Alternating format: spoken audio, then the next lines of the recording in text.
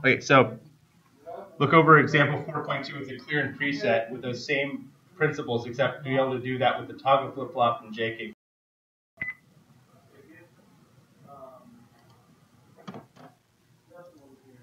Okay, so next thing we're going to do is, so we're going to be given a specification of a finite state machine. So that's step one, read the problem, basically.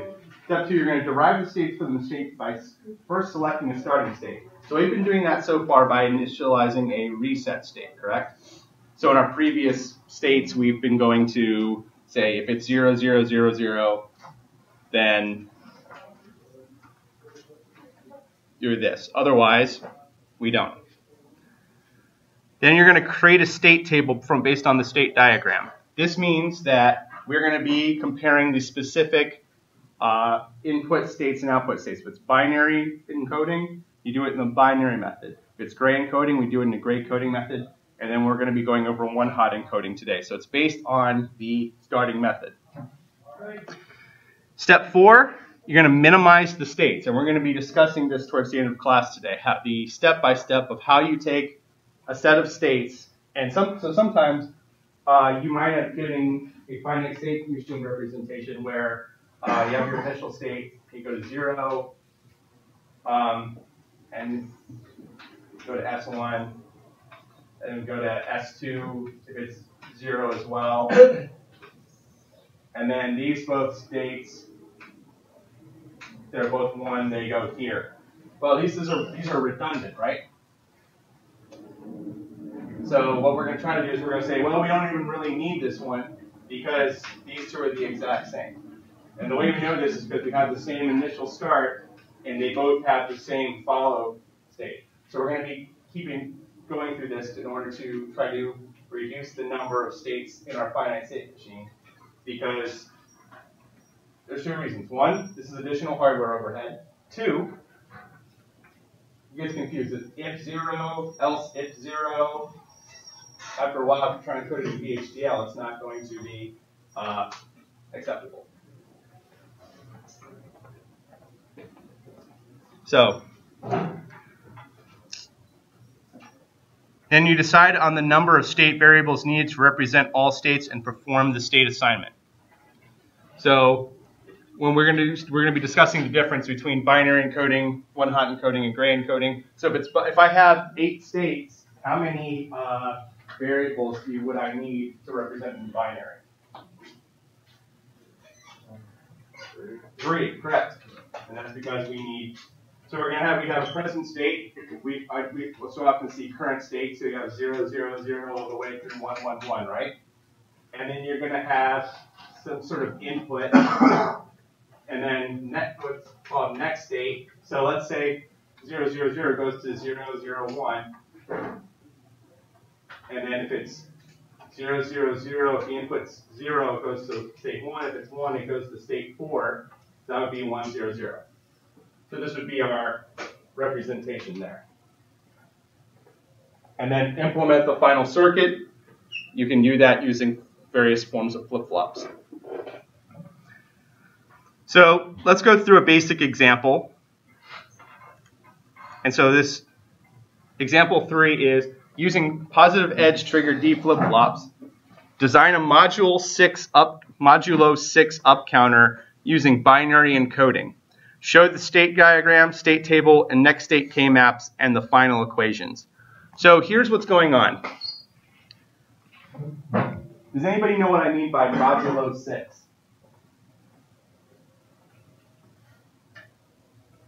I'll give you a hint. When you guys are counting, you count in modulo 9. Bingo, 0 to 6, right? In base 10, it's modulo 9, 0 to 9. In hex, it's modulo 15, 0 to 15, right?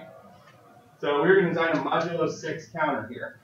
And the way you do this, if you look at this finite state machine, for those of you in the back who can't see, we have initial state 0, 0, 0. So every time you get a reset, you go back to this state here. Then the next state goes to 0, 0, 1, because it's simple count. You go 0, 1, 2, 3, 4, 5, 6, back to 0, right? So this is a very simple finite state machine. So then we do our next state table.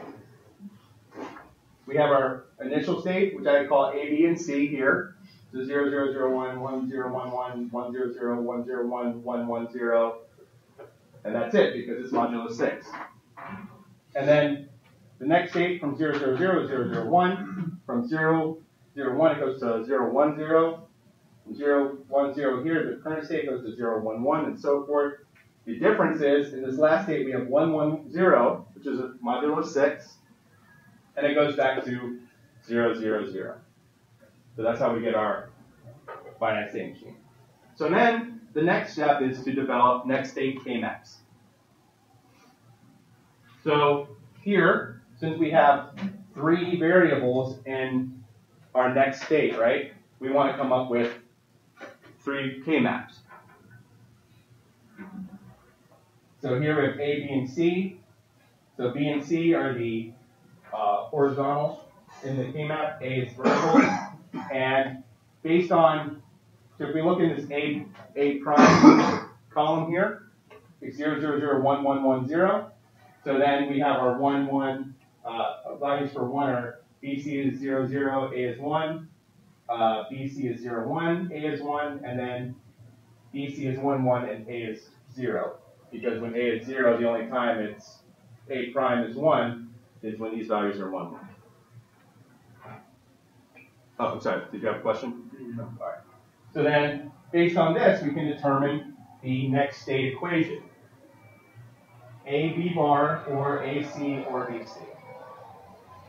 And this is, and look, when we're doing B flip-flops, every time you're going into the next flip-flop, that's what's going to drive the D input. So you would have some combinational circuit driving the D variable, and when these conditions are met, then it will put a 1 on the D flip, on the input of the D flip-flop, which would give you a 1 on the output, which is what we expect. Same thing for B prime, which is next state. Let me scroll up a little bit for B prime here. B prime, we determine this because it's 1, 1, and 1 here. And based on that, we determine that B prime is equal to B bar C or A bar and B and C bar. So when I say B, A, B, and C here, that's these current state variables, and A prime, B prime, and C prime are the next state.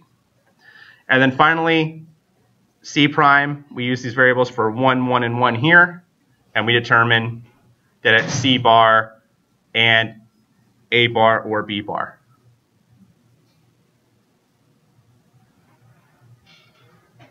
And so what we would do is we would have 3D flip-flops. Each one would have a combinational input, and that combinational input is driven by the circuit determined by the next state calculation.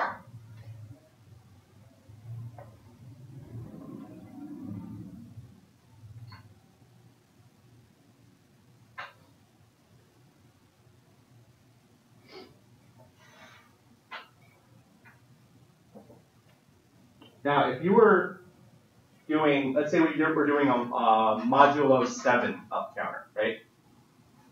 And we would do these calculations, and we would determine that basically it's the very normal toggling when we get the next one, as we would expect, correct?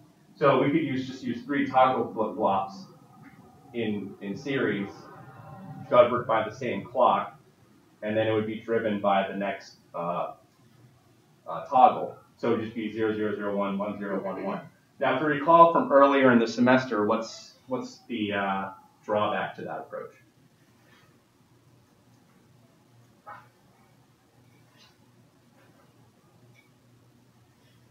Anyone? Why do we do have gray encoding? Keep first condition from toggle. Exactly. So what happens when you get a toggle situation, there are instances when you're going to have the wrong value because it's going to toggle one bit and it's going to toggle the next bit. So you're going to have values where it's going to be 0, 1, 1 is the worst case, because it's going to go to 1. So we do 1, 1, 1, 1, 0, 0, 1, 1, 0, 1, and then 1, 0, 0. So you're going to get these race conditions where the toggling is off. So the way we get around that is by doing gray encoding, because the gray coding, you're toggling at most 1 bit in any given moment. So if you're using toggle flip-flops to do counters, you want to use gray coding. Now, even then, you still have to have all these complicated input circuits. So one thing you want to do is consider this idea called one-hot encoding. So we define one-hot encoding as a method of designing sequential circuits where there is a state variable for each state, and the current state is represented by a 1, and the rest are represented by a 0. So what this means is, at most, you have now if we are doing a representation here where we have 6, where we have 8 here before, we'd actually have 3, 4, 5, 6, 1, right? And then the next state would be 1, and all the rest would be zeros, and all the rest would be zeros, and all the rest would be zeros, and so forth.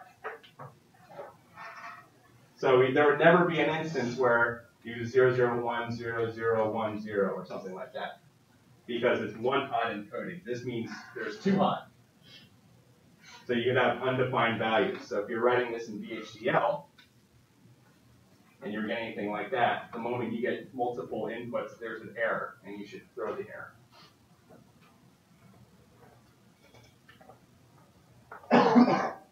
So here we have a comparison of all binary, gray code, and one-hot encoding. So I've given an example here in the encoding of states of how you would do this if you're trying to do modulo 3.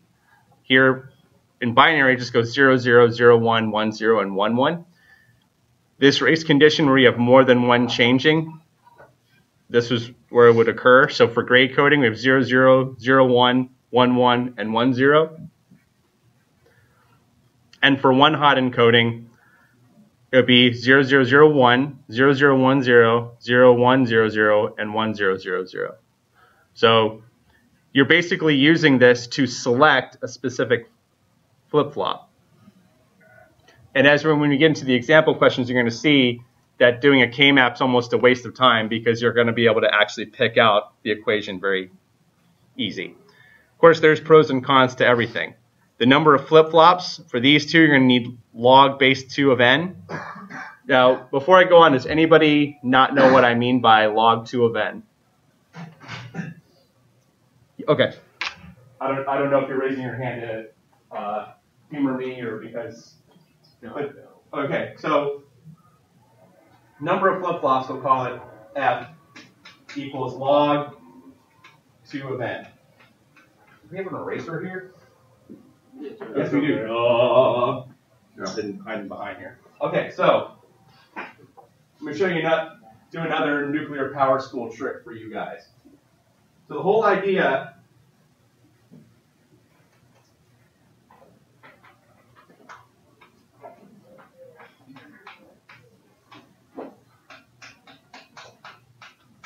right?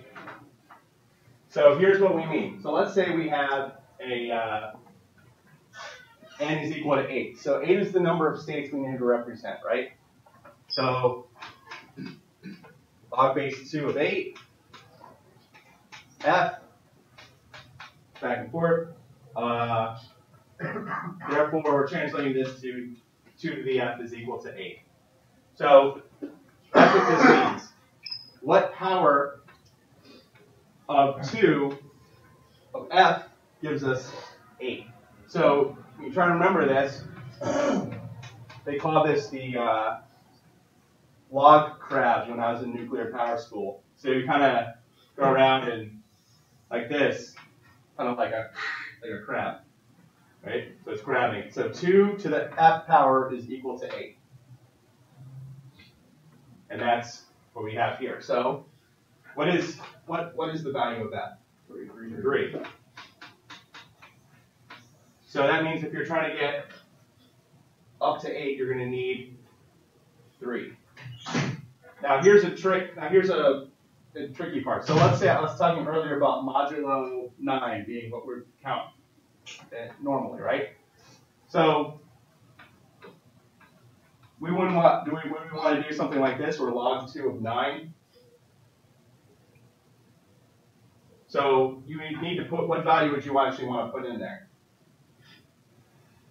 3. Not 3. No.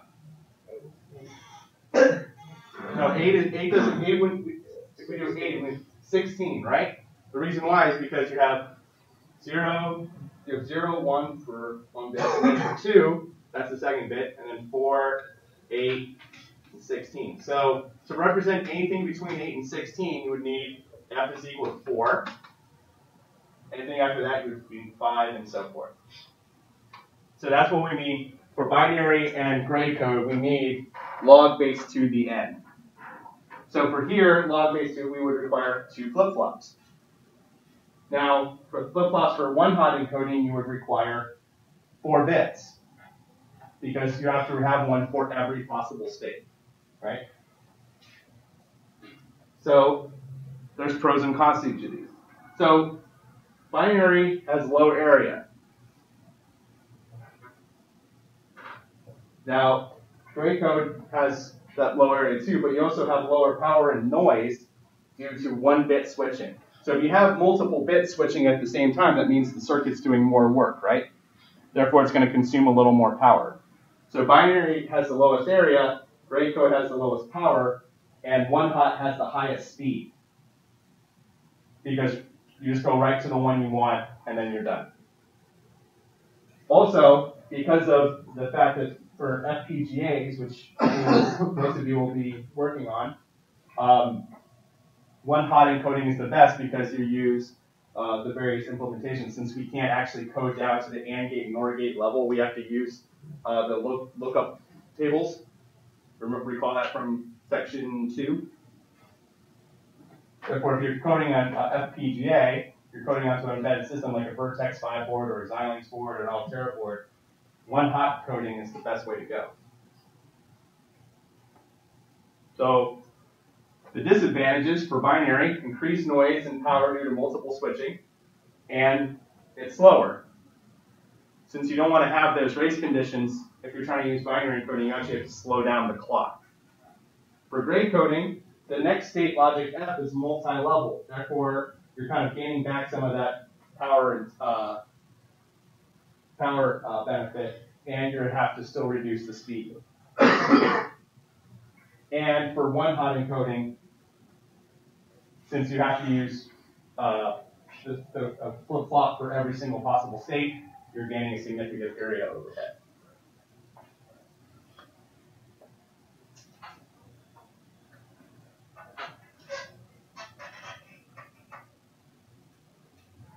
Yes?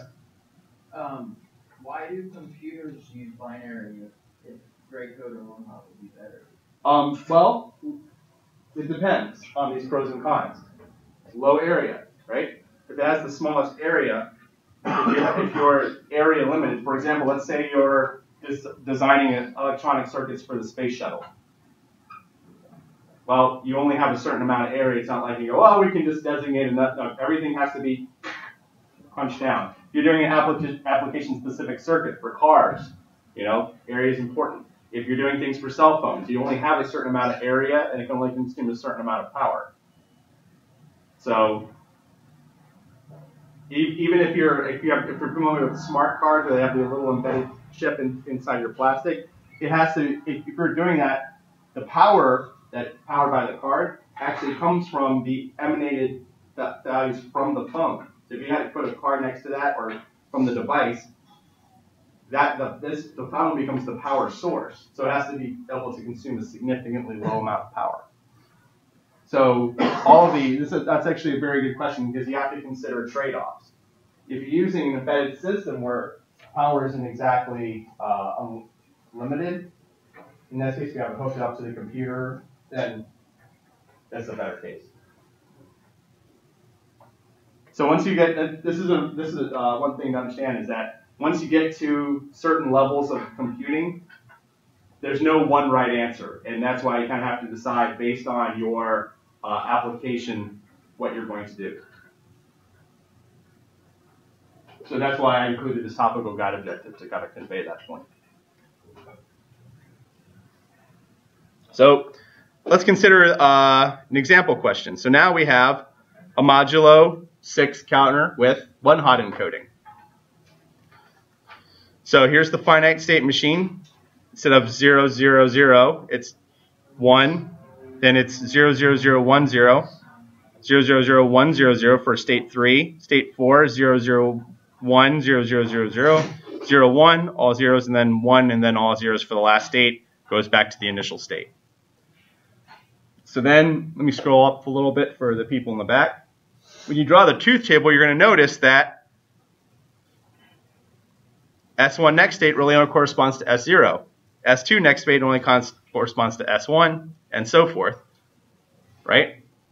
So you write out this truth table, and the result is S1 prime is just when you have S0, S2 prime is just when you have S1, S3 prime only occurs when you have S2, S4 prime is 3, S5 prime corresponds to S4, and S0 prime corresponds to S5, right? So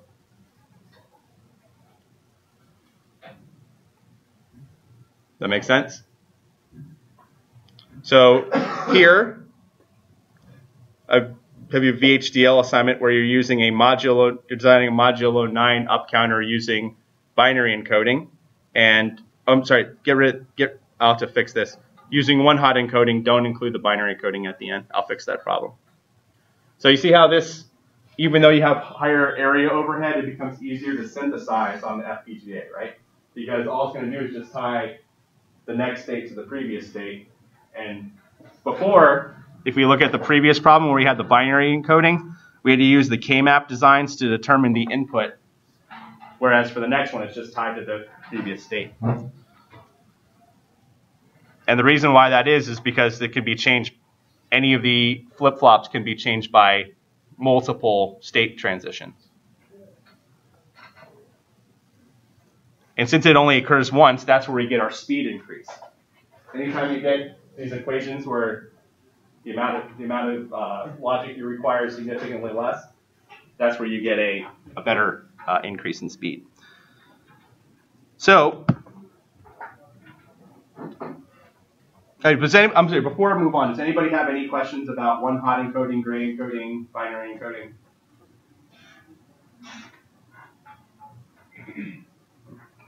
All right, so I want to take this opportunity to some combining concepts, combining both one hot encoding and architecture design.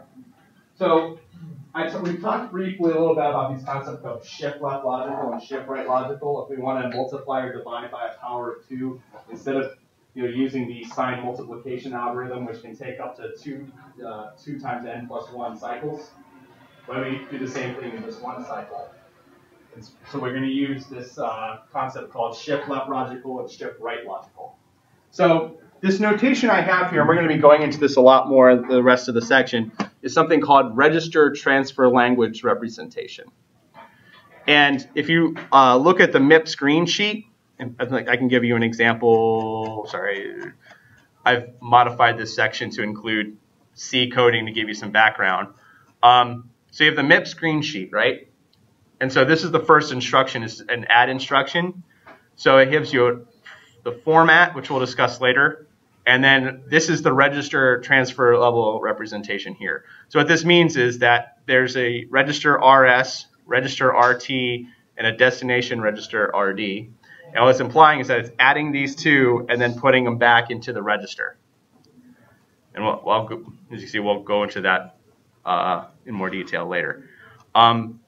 But what this means is that we have our RD register, destination register, and that is equal to RS, and here we have a shift amount value, and we're shifting by that value and putting it into the second register. So, for example, let's say we want to 15 times 8, so 120. And I'm giving the example here. That's just the same thing as the original value, and then we're shifting left by 3. And so again, shift multiply by 2, shift left by 1, divide by 2 is shift right logical by 1. So in 8 MIPS data path, you need to be able to shift left by up to 8 bits because we're going to have a representation there. So what you're going to have in the instruction, you're going to have a 3-bit representation. Now, we've determined that 1-hot encoding, if we actually have a 1-hot encoder, then we can actually perform this faster. So if I have a 3-bit representation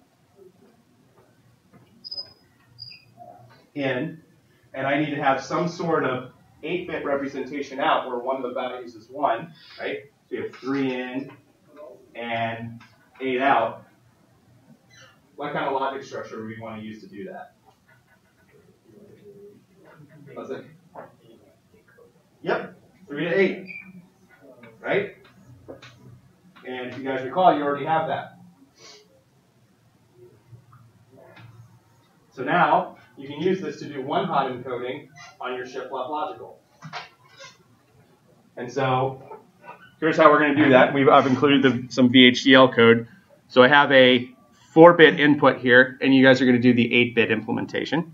So shift left logical 4-bit. So now we have the actual, if it's 0, 0, 0, 0, you're just going to output the regular value because that means you haven't shifted at all.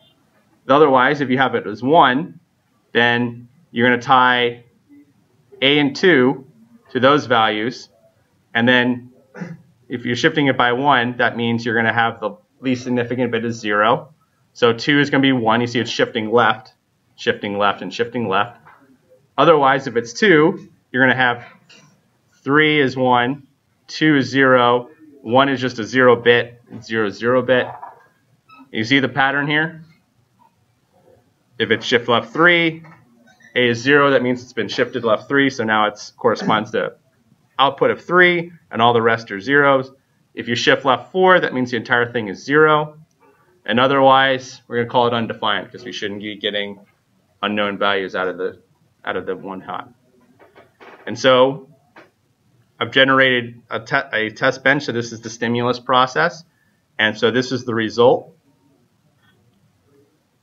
So we have an input value. So here we have 1, 1, 0, 1 is our input. And then so after our delay, you notice how knocks it over 1 bit. Here it knocks it over 2 bits.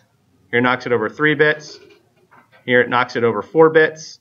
And here I've got 1, 0, 0, 1. As we expected, it should be undefined. So after the appropriate delay, we're getting undefined values. So that's how you use 1-hot coding, because this would be a lot more complicated to code if you're doing the 3 binary coding, because then you'd have to do the K-maps. Then you'd have to come up with the input equations that drive the flip-flops. Then you'd have to have the flip-flops. You'd have to do all that. So you can use this 1-hot encoding to significantly reduce the amount of work you need to do. And it's faster. And since the goal is to put it on a board anyway, you should use this. So does this make sense? Excellent.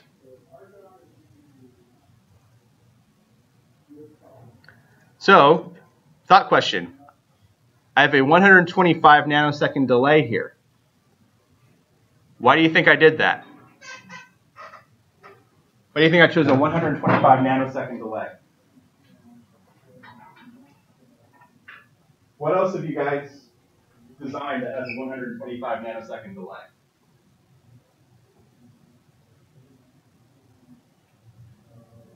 Give you a hint, you turned it in very recently. Yes, the ALU is going to have a 125 nanosecond delay because of your 8-bit adder, right? Remember, the 8-bit adder is 15 nanosecond delay. Multiply that by 8, you get 120. And then we have that initial 5 nanosecond delay because of the XOR gate, because we're using it as an add subtractor. So I'm going to get the correct value at 125 nanoseconds. So I've added 125 nanoseconds to this delay for the 4-bit, and when you design it, you're going to do an 8-bit version, but it's going to be the same thing. So that way they're all getting to the 16 to 1 mux at the exact same time.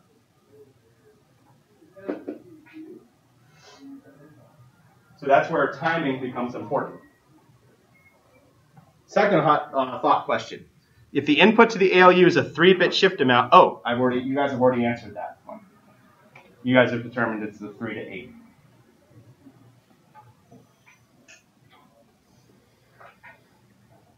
So here we're going to include shift left logical and shift right logical. You're going to do this, except for I've done the 4-bit. You're going to do the 8-bit implementation for both shift left logical and shift right logical. So what's the difference? What do we want to do? Let's say we have 0001 for our shift right logical. What do we want to do? So we have a 3-bit output. So in this case, we have a 4-bit output because I've done the shift left logical 4. And so I have O STD logic vector 3 down to 0, right? And then A is our input. So if I have if select equals 0001, so that's doing shift right logical. What would I want to do here? How would I follow this pattern, since we have a design method to do shift right? So this is shift left. So I'm appending zeros to the least significant bit and moving the other bits over. So if I'm doing shift right, what do I want to do? Shift right by 1. I'm sorry, what? 1, 0. No. I mean, it's going to be, this is 1 hot encoding. So we've determined this part right here. We have this if, else if select equals 0001. What I'm asking for is what are we doing in here? Was this one go to output 0? Or Which one? output 0. Output 0 goes, it gets what? It gets the, that would be A0. This is shift right logical, by the way. That'd be A1. A1, right? Because now we're going A1, right? Exactly. So when it becomes output 1, what is that? What does that map to? A2. A2? What is output 2? A3. A3? And someone besides Thomas, what is O3? No. A0, no. We're shift right. We're shift right. Just A. No. 0. Stop it. If I'm shifting right, if I'm taking these 4 bits, and I'm shifting right, what is this value mean? What should the most significant be? 0. There you go. I heard A0. It's not a circular buffer, it's just 0. So then shift right 2, this should become 2, 1, 0, and 0. Shift right 3, this becomes 0 here, and this becomes A of 3. Shift right 4 becomes all zeros, right? Does that make sense? Excellent. Yes. On here we have, on the last one right there, you have 0, 0, 0. Mm-hmm. So would it be 4 zeros over there, or just? Yeah, exactly. If you're shifting right by 4, it becomes 0 again. Because if you have 4 and you're shifting right by 4, that means you've knocked all 4 out, correct? Mm-hmm. So now you're just replacing that with all zeros.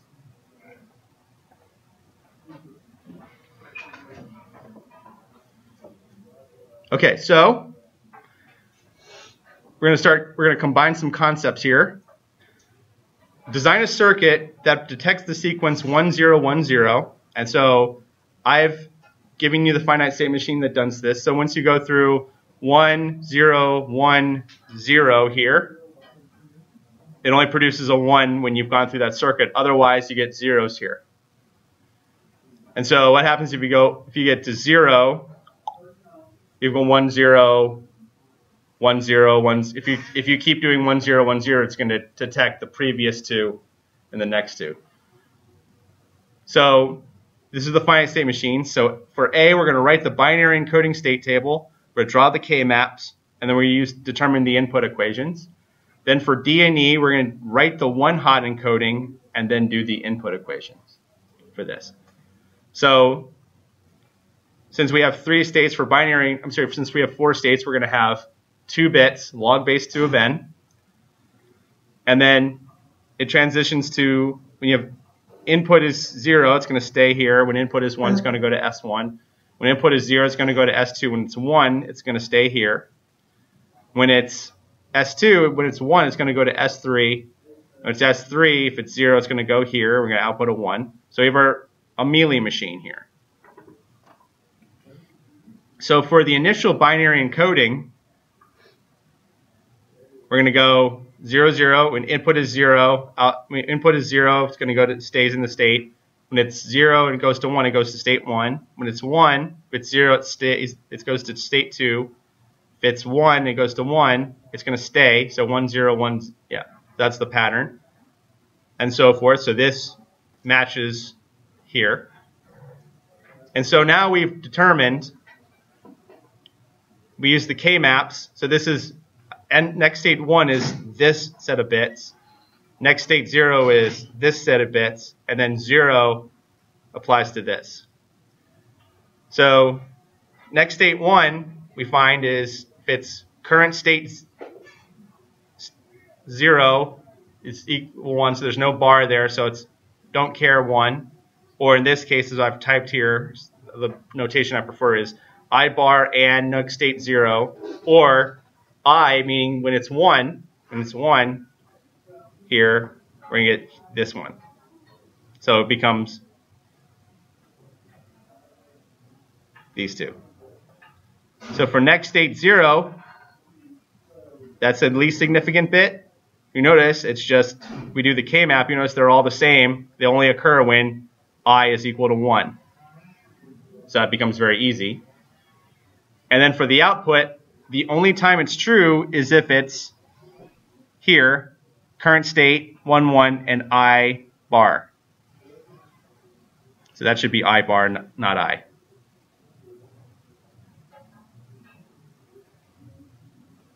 Right? Which example question is this?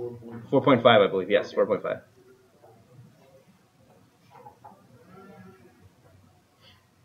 And so the second part of the problem is doing it with one-hot encoding. So here we have the one-hot representation where S0 is 1, least significant bit is 1. Current state is this one. Current state is 2 and S3. And then same representation, the only time we get 1 on the output is in here. So here we notice that next state 0 is the case when we have current state 0 and current state 2, when they're both output is 0. Next state 1 is I is 1, current state 0. Or, see we have 3 here, 1, 2, 3. So it's current state 0, I, current state 1, I, or current state 3, I. So that's this representation. Next state 2, I bar, current state 1 or current state 3, so these two. Current state 1, I bar, current state 3, I bar. Next state 3 is just I, state 2. And then output really only occurs when we have current state 3 and I bar.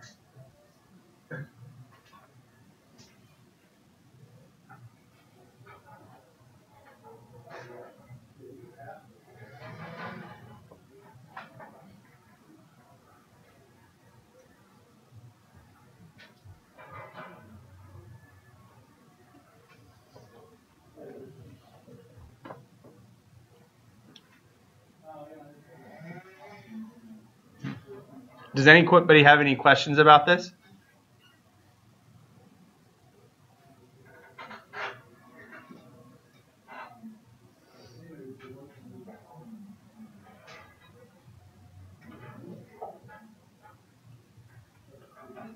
Yeah, wait for a minute while people are still writing down.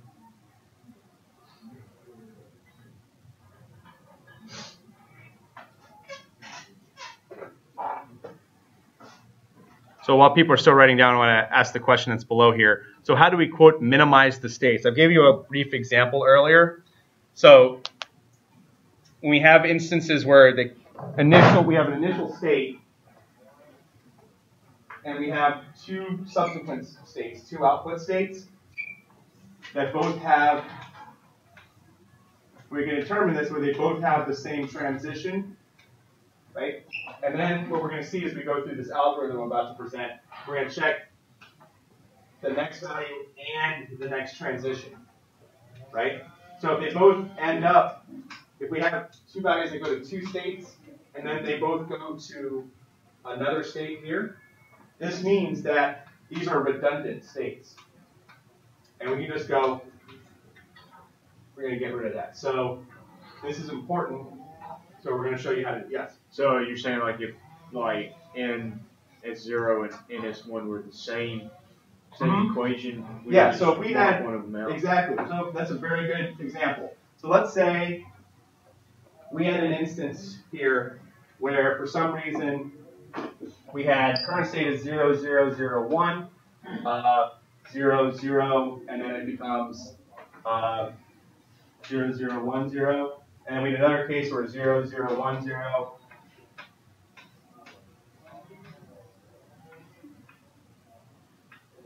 And then we had 0, 0, 1, 0, 0, 0, and then 0, 0, 1, 0, 0, 0, 1, 0, 0, 1. Right, so these, no matter what the input and output both match, and they both go to the same state every time. You notice, so that means this state and this state have the same result. That means it's redundant.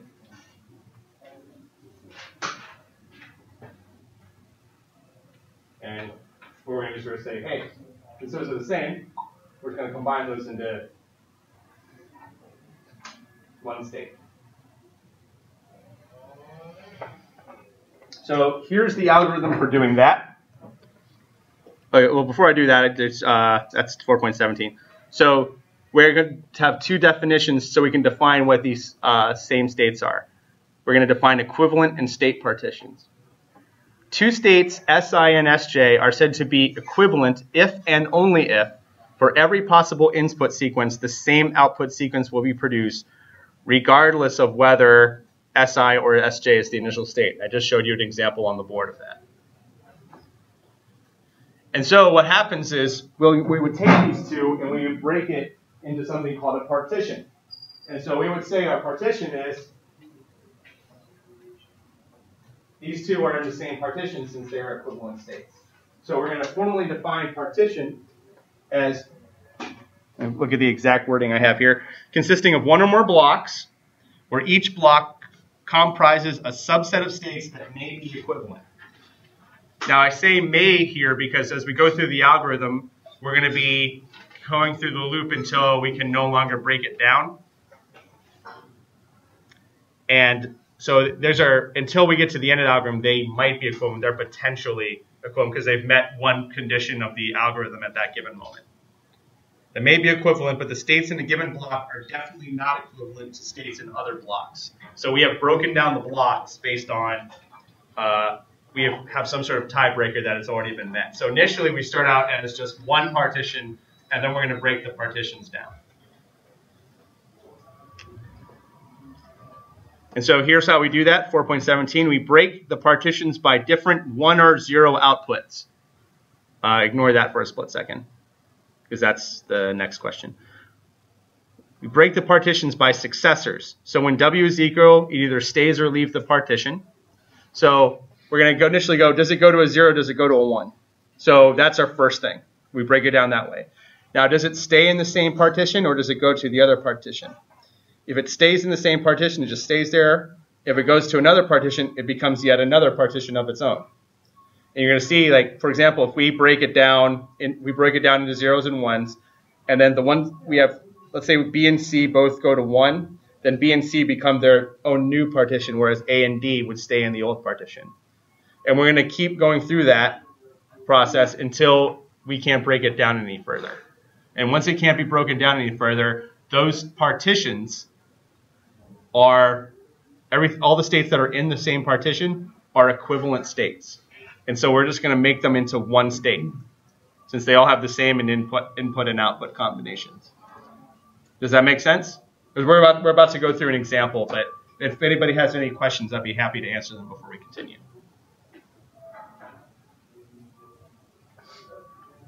Everybody has the question, when do I sleep? That seems to be the question on everybody's mind. I'll let people scribble for a second.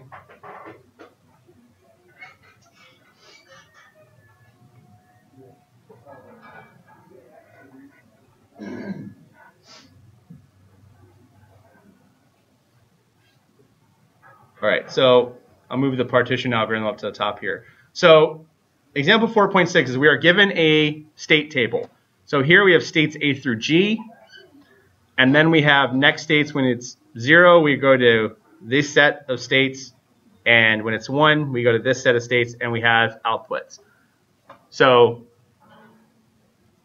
when we leave state A, it's going to be output of 1. We leave state B, it's going to be output 1 and D. So if we look at this algorithm, we're going to break the partitions into different 0 and 1 outputs. So what is our first? So I have our initial here. The initial just means everything's in the same partition. Which states, based on step 1 of the algorithm, do you think are going to be in different partitions? Looking at this table here. C, E, F, and G are going to be one partition, correct? And what's the other partition? Exactly right. So A, B, and D, C, E, F, and G. So the next step is we're going to break partitions by successors. So we're going to check A, B, and D, and we're going to see which ones stay in the same, stay or leave the partition when W is 0. So A, B, and D. So A goes to B, right? Stays. B goes to D, and D goes to B. So they're all stay in the same partition. So let's go through C. When C is 0, it goes to F. So when E, F, it'll stay. F, E, it'll stay. G, F, it'll stay. Bingo. Well, now we go to 1, right? So far, so good. What about when it goes to 1? So that's the, right now we're going to go step 3 of the algorithm. So what about A? That'll leave. It'll leave. B will leave as well. Mm-hmm. And D will leave as well. Okay, so guess what? Since they're all there, they all stay in the same partition. The difference has to be if you have one that's unique. So let's say D went to A here. What does that mean?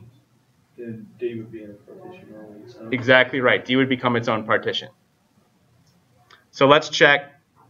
Why is that? Because what would happen is if here, let's say what's going on here is if they're all, when W is 0, A, B, and D. Let's draw out what the bubbles are going to do. So we have A, B, and D, right? When it's 0, all of them come back here. Now when it's 1, all of them go to C, E, F, and G, right? So that's what's represented here. But let's say D went back here, right? Well, that's different than these transitions, right?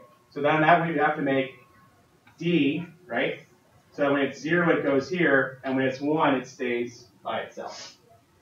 So that's the difference there. And when we go through C, F, and G, this is actually an example. This is why it breaks up. So let's walk through W is equal to 1 here. So when C goes to E, what does that mean? It's staying there. E goes to F goes to It's leaving. So yep. So that's going to be its own partition. And what about G? It'll stay. So as we predicted, F leaves since W is 1, goes to D. And so what we're going to do is we're going to repeat steps 2 and 3 until we can't break it down anymore. And spoiler alert, now see what happens when since B goes to D, right? Guess what? B goes to F, right? So that means since F is its own partition, that means we need to break B into its own partition as well. So going through those steps, that would be the last thing. So now we have A and D as its own partition. So that means when it's there, it stays. Otherwise, it leaves. You see how A and D both go to B? So that means in that next step, when you try to break it down, they actually go to the same state. So they stay in the same partition. And then here it goes to C and G. So that goes here. So that's an equivalent state. B is its own state, F is its own state, and C, E, and G are its own state. So instead of having 7 states, we've now broken it, we've reduced it to 4. And so the final step, we set A as the new A and D. So we can call it, these are B. And I call C is equivalent to C, E, and G, so these are C, and the output is 1. B is going to remain, so B here is going to go to D, but since D is the new part of A, it just becomes A. F is equivalent to F, right? So its output is going to be 1. C is the new C, E, G. So it's going to go to F, which is just F by itself. So C is F, E is F, and G is F. So it's its own new state. And then when its W is equal to 1, it's going to go to our new A value. And the output is 0.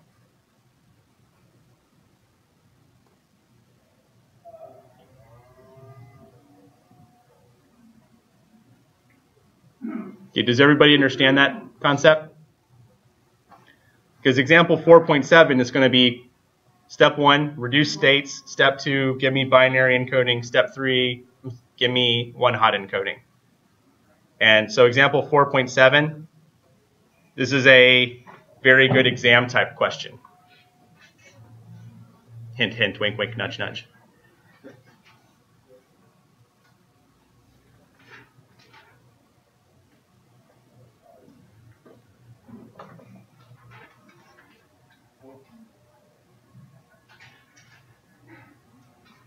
Okay, so we have these reset value. We have the reset value, so it goes to this initial state. When it's 0 and 1, these are our present states, and then it goes to our next state values, and we have our outputs. When it's 1 and 0, 0, 0, 0, 1, 1, 0, and 1, 1, we have our present state. So we have 7 potential states, and we have inputs, our next states, and based on the outputs, we have a Mealy machine here. So step 1, we're going to minimize the states using state partitions. Then we're going to write the binary encoding state table for current state and next state. After breaking it down, draw the K-maps like we did before, then write the input equations to the flip-flops like we did before. For E and F, write the one-hot encoding state, and F, write the input equations. So here's part A. Minimize the states using state partitions. So the initial state, we have them all in the same partition, so we break it down by 0 and 1. So S4 and S6 are the only ones that have 1 outputs on x equals 0. We check x equals 1, and guess what? They're all 0, so there's no further breaking down. Break the partitions by successors, so we look at x equals 0, and there's no breakdown because they're all, you go through this, if S0 goes to S1, S1 goes to S3, they're all in the same partition, S5 goes to S0. S4 and S6, they both go to S0 as well, no matter what the input and output. So these are not going to break down. So these are equivalent states.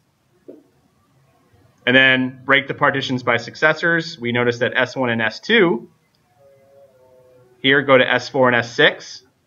So they're in the different states, so they break into their own partition. But S0, S3, and S5 are at 1. So we repeat the steps. We look at S0. So it goes to S1 and S1 and S2.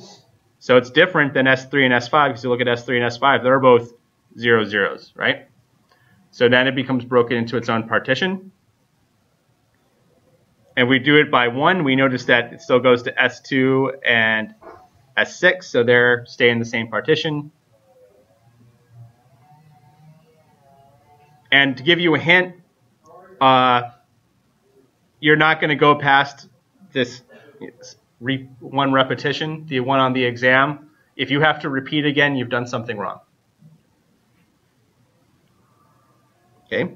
So now we, instead of having these 6 states, we now have 4.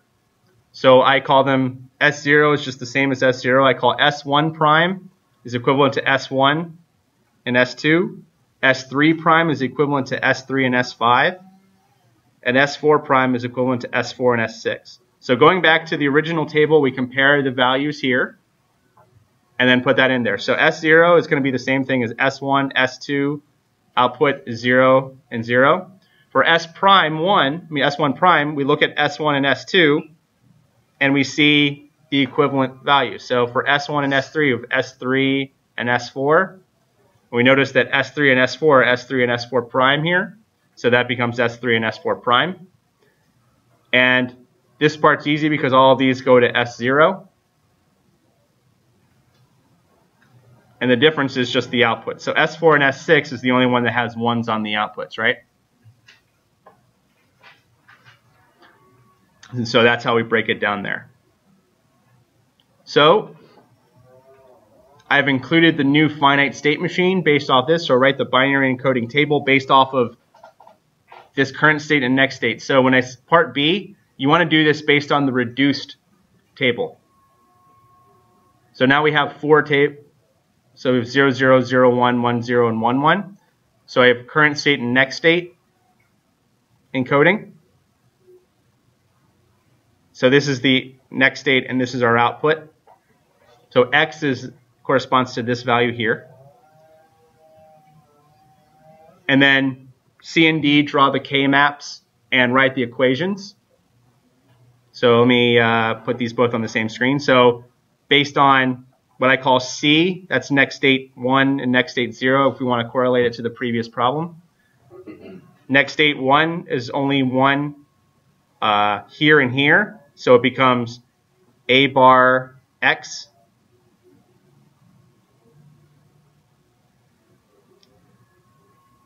When D is here, we use this K-map. It's generated by looking at the truth table. Using this P subcubes, we get A bar, B bar, or X. It's a reduction based on that K-map. And then the last one, using A3 outputs, we get our output value. So our output is going to be when we have A and B and X bar, which matches A, B, X bar, going back to the truth table. So for parts E and F, does anybody have any, before I go to one-hot encoding, does anybody have any questions on what we've done so far on the problem? I'll make sure I'm not zooming too fast through it.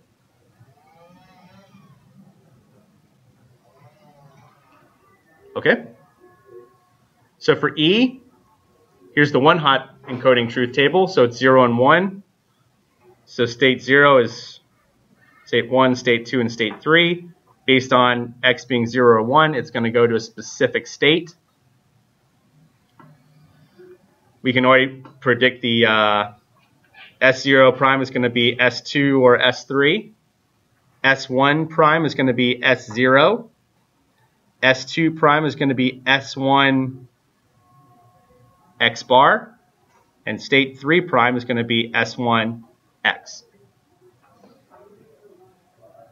Where'd you get the X from? Was that just some... The X is the, if we go back to the, so the X is the transitions. Yeah. That's a good question. X is the transitions. And so that's what controls the input and output. So that the X is actually part of the question. And then as you see, we came up with the equations very quickly based on the one-hot encoding. So the values that I predicted end up being the case. So you can see the benefit of the one-hot encoding is that you don't have to draw out the K-map, and it actually, in a question like this, it becomes kind of inherently obvious. So does anybody have any other questions on one-hot encoding, binary encoding, state minimization, K-maps, life? Can't answer most of those questions. Oh, QS. No, I was just stretching. Oh yeah, you're like, I got a question about life. Nah, just kidding. No, I don't. Like they used to joke around when I was in the Navy. Navy should stand for never again volunteer yourself.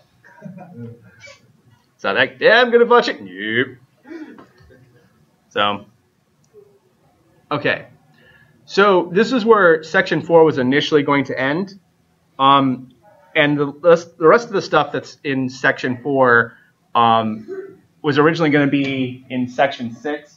And what it's going to be is we're going to go kind of briefly here. We're going to discuss how MIPS ties in with C coding. So kind of give you a brief overview of what's going on in C and specifically how the data path that we're designing actually corresponds to actual C code. And so this is kind of giving you an idea of what's physically going on when you write code and goes in there. So this meets objective 8, know the relationship between hardware architecture and a computer's assembly language instruction set. And so the first thing, we're going to be talking about this register transfer language. And so first thing we're going to do is we're going to define registers. The registers store bits of information in such a way that systems can write to or read all of the bits simultaneously. So you have a set of 8 D flip-flops, a set of 8 toggle flip-flops, a set of 8 SRAM values. They need to be all updated and read and written to simultaneously. And so in MIPS, because we're fixed instruction length, that's 32 bits. Therefore, any MIPS instruction set may have one of the following 6 fields. So we're going to have 3 types of MIPS instructions, and they can have any of these 6 values. So the first 6 bits of any MIPS instruction is called the opcode. The opcode is the 6-bit value that basically says the basic operation. So if you're talking, remember I was showing you the, let me scroll down here for a minute, this MIPS value here. So this value 0 means that the 6 bits are 0. And we'll get to the function here. So for add, it's 20 hex. So RS is the first register source operand. RT is what we call the second register source operand. So we can have 2 source registers, and RD is a destination register, meaning that for what we're going to call R-type instructions, we're going to perform an operation on 2 registers, whether it's add, subtract, shift left logical is actually an R-type instruction, and store them in the destination register. This shift amount, SHAMT, shift amount, is how many values. So in MIPS, it's going to be 5 bits because 2 to the 5 is 32, and we can use that to represent a 32-bit, up to a 32-bit shift.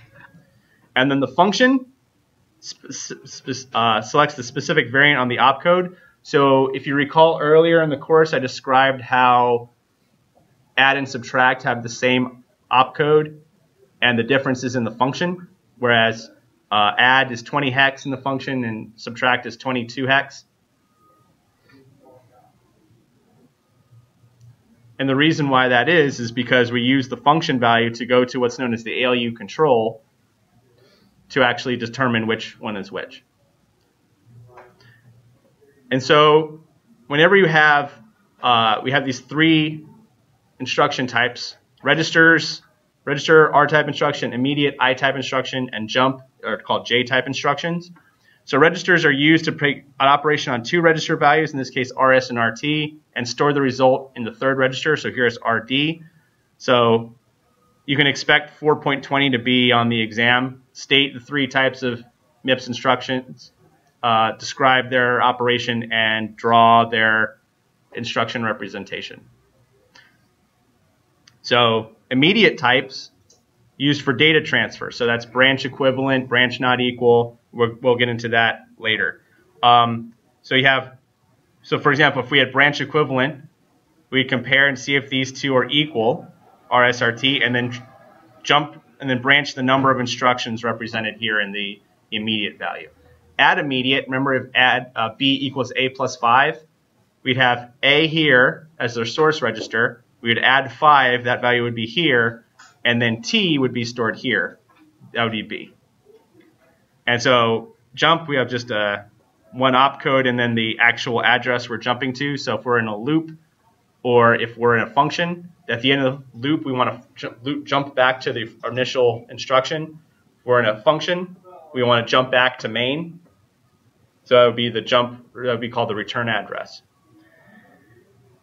And so I included this topical guide objective because this can be kind of confusing, because here RT for I-type instructions is actually the destination, but it's still called RT. So RS is a source register for all R and I-type instructions. RT is a source register for all R-type instructions. R-type instructions. I went pirate on you. So here it's a source register, and it's a destination register for our I-type instructions.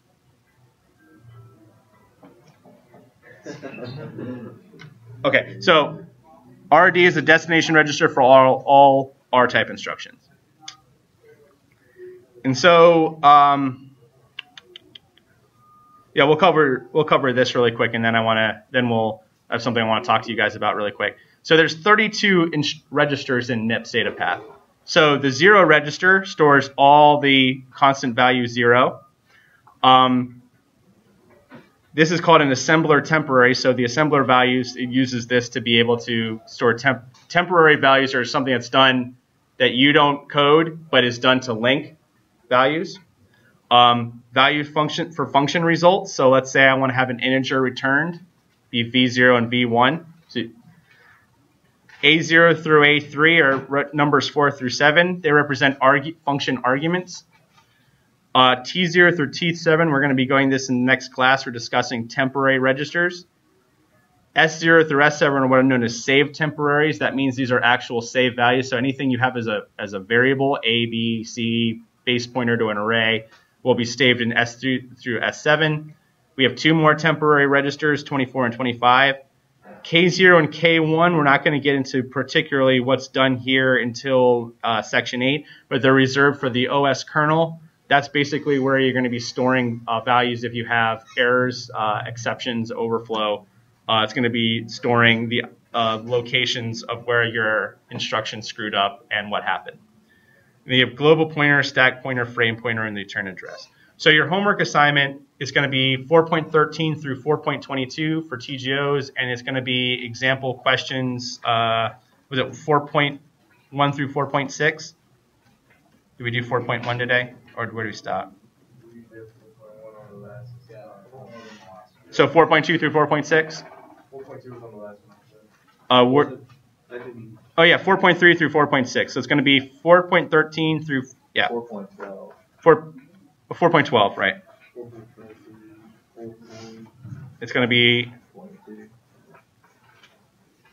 4.22. Okay, so we'll pick up. We'll start getting into what's actually going in there. So I want to talk to you guys about getting to class on time. Okay, it's October 9th. At this point, you guys shouldn't have figured out that the buses run late, and that often they're full, and that's a problem, right? It is your responsibility to get to class on time. You know, there are, I would say, 15 students who are consistently here at class at 9:30. And on my syllabus, it says, get to class on time. That the moment I'm done handing back the homework, I don't accept it anymore. You know, if you had a job and you showed up consistently 10, 15 minutes late, what do you think would happen to you? You'd get fired. And also, you know what happens if I'm in the middle of a lecture and somebody just barge in, don't care, walk around, you know, it's a pain in the butt. And people who are here, that affects them. So it's not just about being professional. Be respectful to your classmates. Get to class on time. Okay? So from here on out, the bus running late is not an excuse because it's being used a lot by a lot of the class. Find an earlier bus. Okay? So I'm going to accept for the people who are here late, I'm going to take it, but this is going to be the last time that the bus running late is an excuse, okay? Okay, you're all dismissed. So those of you who are late, please bring in your homework. For the example questions, 4.3 through 4.6. I didn't see 4.0 the last one, so I'm going to put it on that. Okay. Is that okay?